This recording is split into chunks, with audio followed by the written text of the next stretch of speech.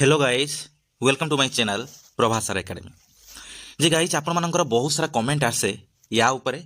PG आउ BEd ऊपर जे sir PG करबा भलो ना बीएड करबा भलो, कौन कले सर शीघ्र चाकरी करि परिबे, पीजीटी हो, एसएसबी हो, लेक्चरशिप हो,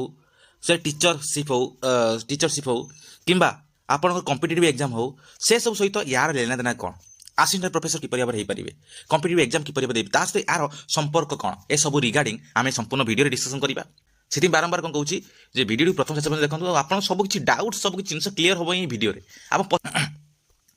जे आपण मानकर वर्तमान समय पीजी एंट्रेंस सरी जाईछि,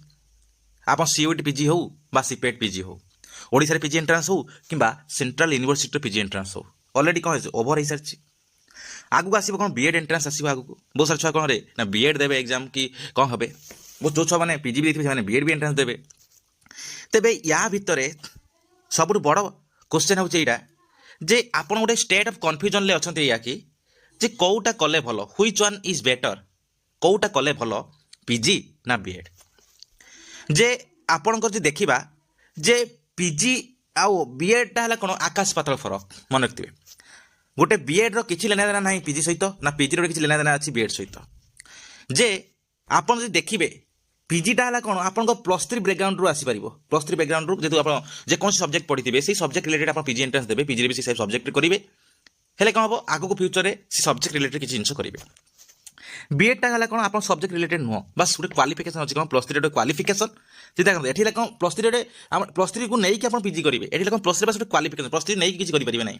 क्वालिफिकेशन हो गला पर कौन हम आप जेकोसी जगह बीएड करेंगे, जे आप आर्ट्स बीएड जो मैंने आर्ट्स बैकग्राउंड थे आर्ट्स बीएड करेंगे, जो साइंस बैकग्राउंड थे साइंस बीएड करेंगे, यही टाइप कौन करेंगे मिल।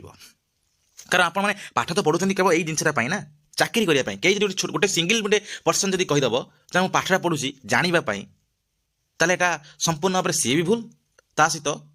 ता कथार कौन स्थायित्व भी ना ना ये जिनसा पूरा डिपेंड कर सेल्फ उपर डिपेंड कर।